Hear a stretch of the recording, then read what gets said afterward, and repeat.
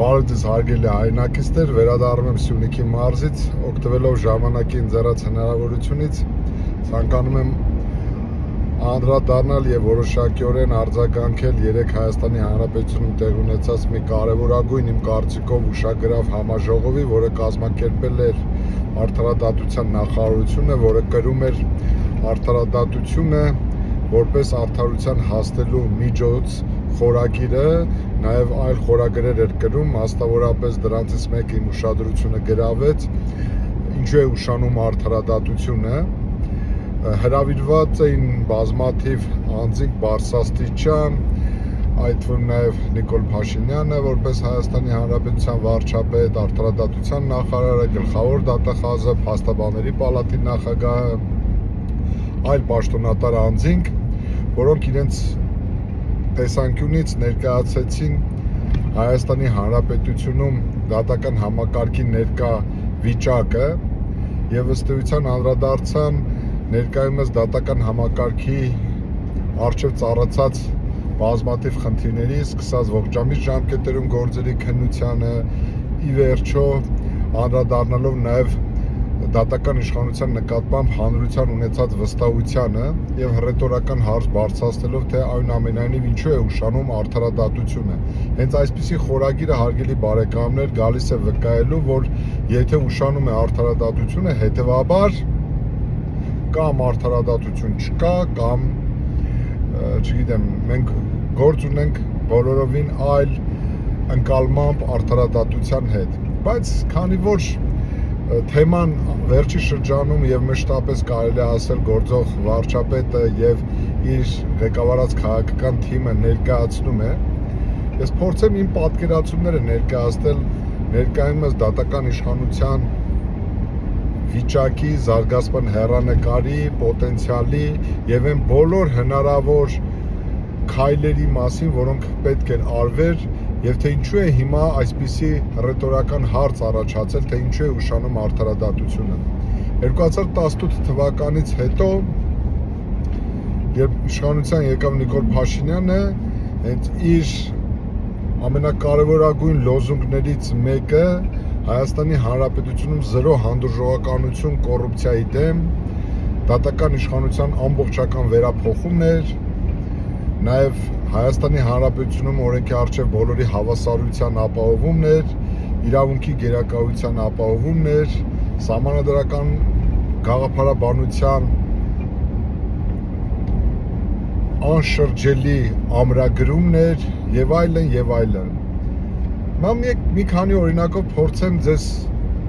հետ կիսվել իմ մտորումները ցույց տալու համար, որ այս իշխանությունը 7 տարի շարունակ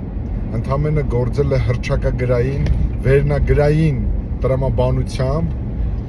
որի հետևանքով մենք ըստ էության 7 տարի կորցրել ենք եւ չենք ստեղծել այնպիսի դատական համակարգ, որն այսօր մեր պետությանը, մեր հասարակությանը խիստ անհրաժեշտ է։ Գործող սահմանադրությամբ Բարձրագույն դատական խորհուրդը ամենակարևորագույն սահմանադրական մարմիններից մեկն է, հարգելի բարեկամներ, որի հիմնական սահմանադրական գործառույթը կայանում է հետևյալում. այդ մարմինը կոչված է ապահովելու դատարանների բնականոն գործունեությունը եւ երաշխավորելու դատարանների անկախությունը։ Հիմա տեսնենք, թե արդյոք մենք ունենք այնպիսի բարձրագույն դատական խորհուրդ, որը իզորու է եւ ունակ է, ունի համապատասխան ներուժ կատարելու սահմանադրությամբ իրեն վերապահված իրավասությունները։ 2018 թվականից հետո ըստ էության մի քանի բարձրագույն դատական խորհրդի նախագահներ են փոխվել։ Գագիկ Հարությունյանը, ընդ որում պետք է անկեղծության համար մինչև վերջ նշեմ, որ կարծեք թե Սերժ Սարգսյանն հենց իրենց ընդունած սահմանադրությամբ Բարձրագույն դատական խորհուրդը հենց այդ մարմինը ստեղծել էին հատուկ Գագիկ Հարությունյանի համար եւ ըստ էության Նիկոլ Փաշինյանի իշխանության գալուց հետո Գագիկ Հարությունյանը սուսուփուս հրաժարական ներկայացրեց եւ հեռացավ այդ պաշտոնից եւ նրան փոխարինեց Ռուբեն Վարդազարյանը, Շատ կարճ ժամանակ հետո Ռուբեն Վարդազարանին փոխարինեց Գագիկ Ջանգիրյանը, իհարկե նա որպես Բարձրագույն դատական խորհրդի նախագահի պարտականությունները կատարող էր, այդպես էլ չընտրվեց Բարձրագույն դատական խորհրդի նախագահ, որից հետո Բարձրագույն դատական խորհրդի նախագահ ընտրվեց Կարեն Անդրեսյանը եւ վերջերս մի քանի ամիս առաջ Բարձրագույն դատական խորհրդի նախագահ դարձավ արդեն Արթուր Աթաբեկյանը։ Դատելով վերը նշված անձանց նշանակման, ազատման պատմություններից կարելի է վստահաբար պնդել, որ այս բոլոր մարդիկ այդ պաշտոնին հայտնվել են մեկ մարդու կամքի շնորհիվ եւ հեռացել են կամ կհեռանան դարձյալ մեկ մարդու կամքի արդյունքում եւ այդ մեկ մարդու անունը Նիկոլ Փաշինյանն է։ Հետևաբար, եթե Հայաստանի Հանրապետությունում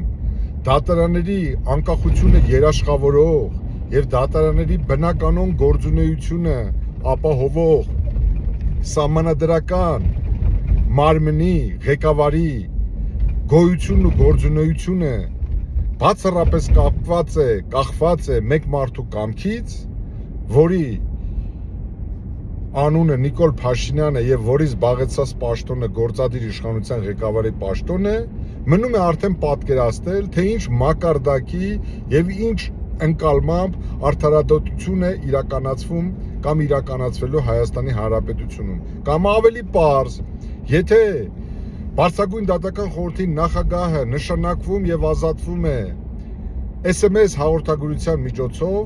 միայն կարելի է պատկերացնել, թե ինչպիսին նա կարող է ապահովել Հայաստանի Հանրապետությունում դատական իշխանության բնականոն գործունեությունը։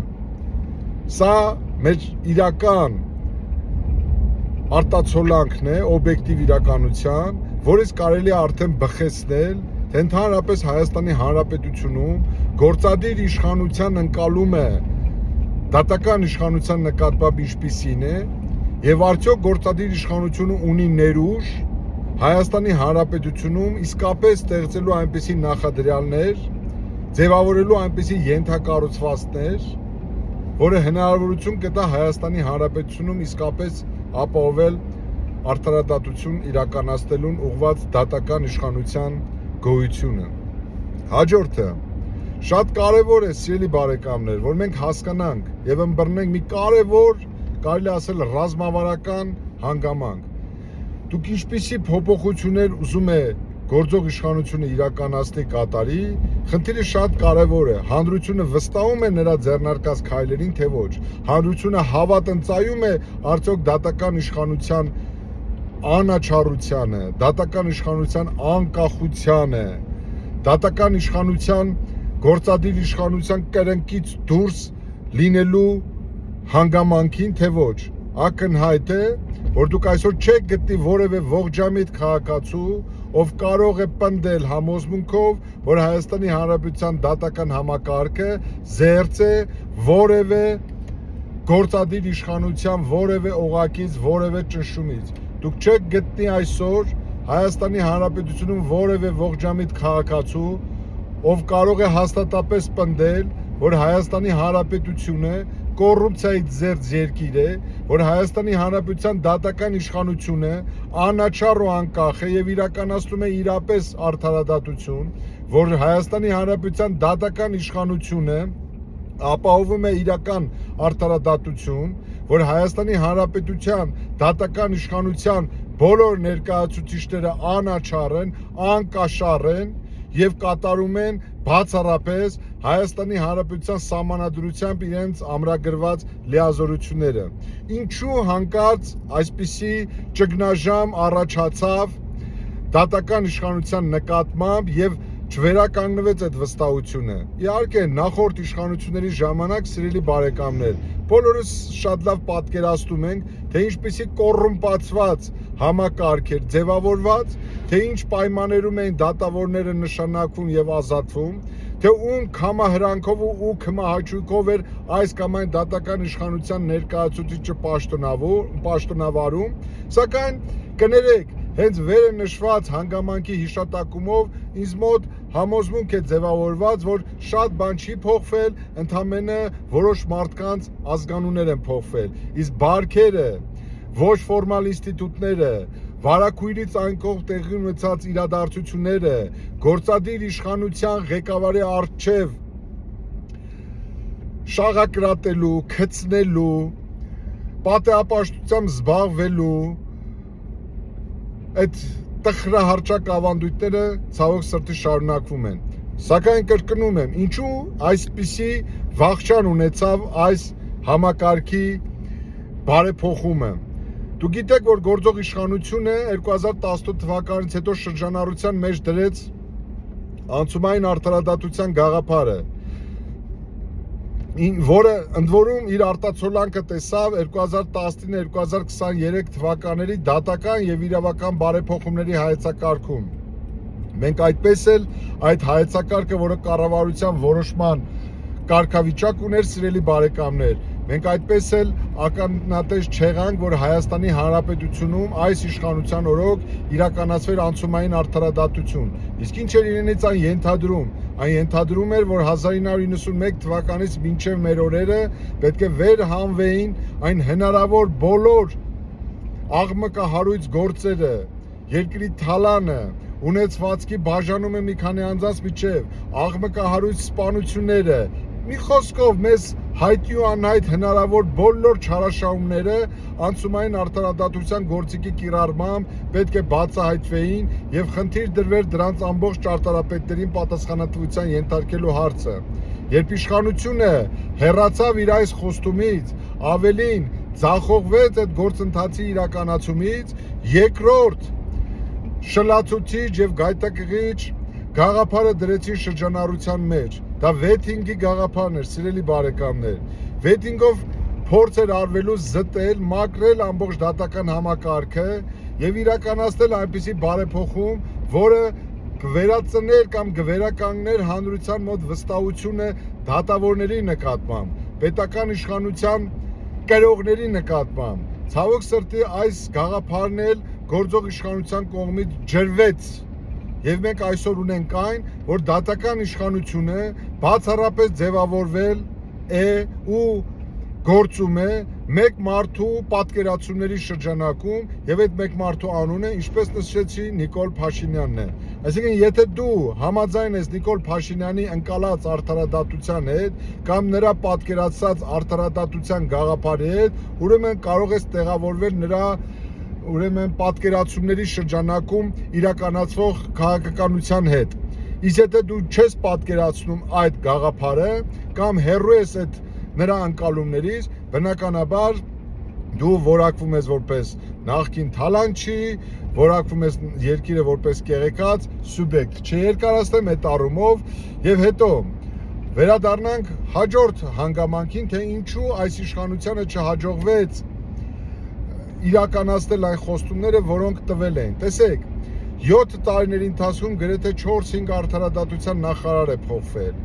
ԲՏԽ նախագահների մասին ասեցի, իրավապահ համակարգի մի քանի առանցքային պաշտոնյաներ են փոխվել, 4-5 ԱԱՑ տնօրեն, 4-5 ոստիկանության պետ ու հետո ներքին գործերի նախարար։ Այսինքն, երբ որ մենք իմի ենք բերում այս ամեն ինչը քննչական կոմիտեի նախագահ, գլխավոր դատախազ, երբ որ այս ամեն ինչը մենք իմի ենք բերում եւ փորձում ենք հետևությունների հանգել, հասկանում ենք հետեւյալը. Հայաստանի Հանրապետությունում գործող իշխանության ղեկավարման պայմաններում գոյություն չունի ռազմավարական հայեցակարգ Հայաստանի Հանրապետությունում դատական իշխանության անկախության ու անաչառության մասին։ Գոյություն չունի իրավապահ մարմինների գործունեության այնպիսի ռազմավարական հայեցակարգ, որտեղ արկա կլինի հասարակություն, ոստիկանություն, վստահության եւ միմյանց նկատմամբ հարգանքի հիման վրա հարաբերություններ։ Մեզանում արմատացած գործ տվողի մենթի ընկալումները դեռևս արմատախիլ արված չեն եւ արկա է հասարակություն, ոստիկանություն ճգնաժամը։ Եվ այս պայմաններում իրավապահ մարմինների նկատմամբ ունեցած այս վերապահումներով հանդերձ ակնկալել, որ են առերևույթ կամ հիպոթետիկ բարեփոխումները, որի մասին անընդհատ խոսում է այս իշխանությունը, ուղղակիորեն միամտություն է։ Ի վերջո, սիրելի բարեկամներ, ուզում եմ աստիճանաբար եզրափակելով խոսքս, որքան եւ ինչ մակարդակի բարեփոխումների մասին խոսք լինի, որքան էլ այս իշխանությունը անընդհատ խոսի փոփոխությունների մասին, ներդրումների մասին, գումարների մասին, մենք բոլորս պետք է հասկանանք, եթե Հայաստանի Հանրապետությունում ի վերջո չստեղծվի իրապես անկախ անաչառ դատական իշխանություն, պետք է մոռանալ մրցունակ ու արդյունավետ պետության մասին, զարգացած տնտեսության մասին, որովհետև դատական անաչառ անկախ դատական իշխանությունը դա առաջին հերթին երաշխիք է օտարերկրյա ներդրողների համար, Հայաստանի Հանրապետությունում ձեռնարկատիրական գործունեություն իրականացնողների համար, որ մարդիկ պաշտպանված զգան իրենց եւ իրականացնեն այստեղ այնպիսի գործունեություն, որը բարիք կբերի մեր երկրին ու կզարգացնի մեր ամբողջ պետությունն ու հասարակությունը, մեր ենթակառուցվածքները։ Եվ մարդիկ տեսնում են, որ օրենքի առջև հավասար չեն բոլորը, որ այդպես էլ Հայաստանի Հանրապետությունում վերջի 7 տարիների ընթացքում հանցագործները պատասխան չտվեցին իրենց արածների համար, որ չվերադարձվեցին Հայաստանի Հանրապետությունից թալանածը, եւ ի վերջո եկե հասել ենք մի իրավիճակի, երբ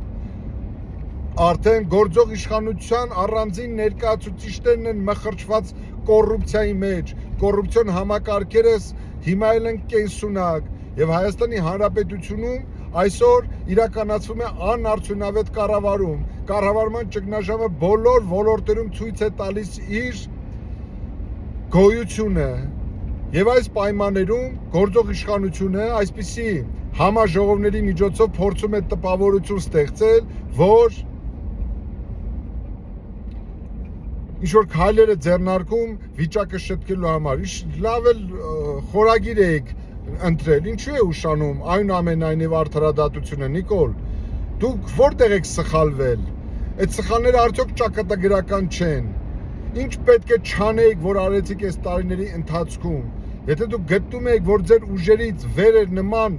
մասշտաբի փոփոխություններ իրականացնելու, ինչու տվեցիք այդպիսի նախընտրական խոստումներ եւ խոստացաք Հայաստանը դարձնել կոռուպցիայի զերծ երկիր։ Ի վերջո,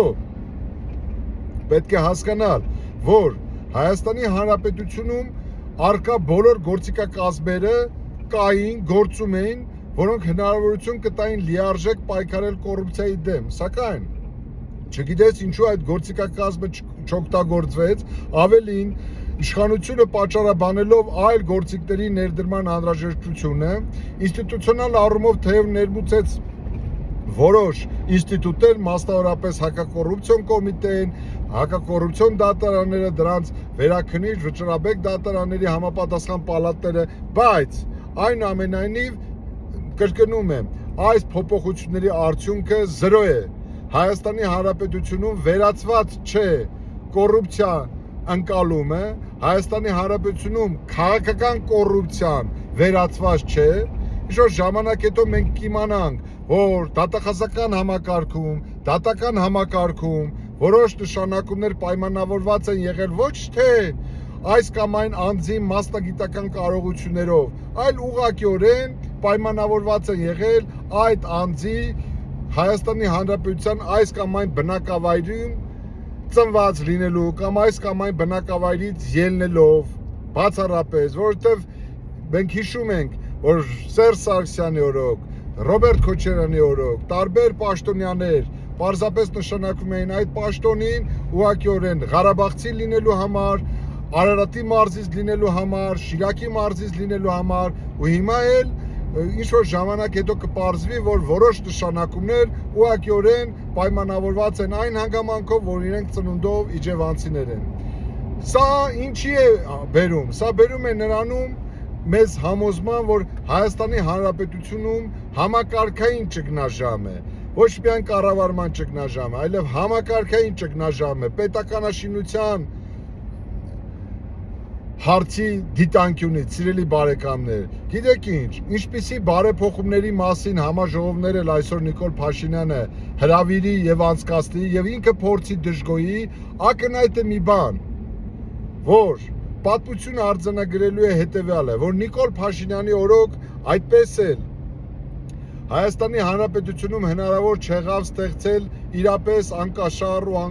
անաչառ դատական իշխանություն, որ Նիկոլ Փաշինյանի օրոք այդպես էլ դատական իշխանությունը դուրս չեկավ գործադիր իշխանության կրնկի տակից, որ Նիկոլ Փաշինյանի օրոք այդպես էլ Հայաստանի Հանրապետությունում հնարավոր չեղավ իրականացնել իրապես արդարադատություն, որ Նիկոլ Փաշինյանի օրոք այդպես էլ Հայաստանի Հանրապետության քաղաքացիների մոտ վստահությունը չվերածնվեց, չվերականգնվեց դատական իշխանության նկատմամբ ու արդարադատության նկատմամբ։ Նիկոլ Փաշինյանի օրոք այդպես էլ իրավապահ համակարգը չգտնվեց իր բարձրության վրա։ Միայն, սիրելի բարեկամներ, ձեր ուշադրություն եմ հրավիրում հետևյալ հանգամանքի վրա։ Իմ ընկերներից մեկը ինձ օրերս հուշեց, որ վերջի 10-15 օրերի ընթացքում 3 սպանություն է տեղի ունեցել, որոնցից 2-ի զոհերը անչափահասներ են։ Հայաստանի Հանրապետությունում թմրաշրջանառության ահռելի ծավալները, դրա աղետալի հետևանքները, ընդհանրապես հանցավորության մակարդակը, դրա տարածման դինամիկան, ընդգրկվածությունը, ներթափանցումը դպրոց ու ռազմաուսումնական հաստատություններ, զինված ուժեր, վկայում եմ մի բանի մասին, մեր ընկալումները աղետի վերաբերյալ չափազանց տարբեր են։ Մենք պատկերացնում ենք, որ երկրաշարժի ժամանակ է միայն աղետը, ջրհեղեղների ժամանակ, պատերազմների ժամանակ, այնինչ մենք հիմա որոշ դեպքերում ու որոշ ոլորտերում ապրում ենք իսկական աղետի մեջ եւ չենք ուզում դրա իրականության հետ առերեսվենք եւ ընդունենք այն, ինչ որ կա։ Պարզապես մեր զգոնությունը, չգիտես ինչու, բթացվել է եւ մեր հասարակությունը չափից դուրս հանդուրժողական է դարձել այս իշխանության նկատմամբ։ Փաստորեն այնինչ ներելի չէր Սերժին Քոչարյանին, Լևոն Տեր-Պետրոսյանին, ներելի է Նիկոլ Փաշինյանին։ Ես չգիտեմ, թե այս հանելուկի պատասխանը որն է, սիրելի բարեկամներ, բայց ակնհայտ է, որ հասարակությունը հանդուրժում է Նիկոլ Փաշինյանի իշխանությանը։ Այս իշխանության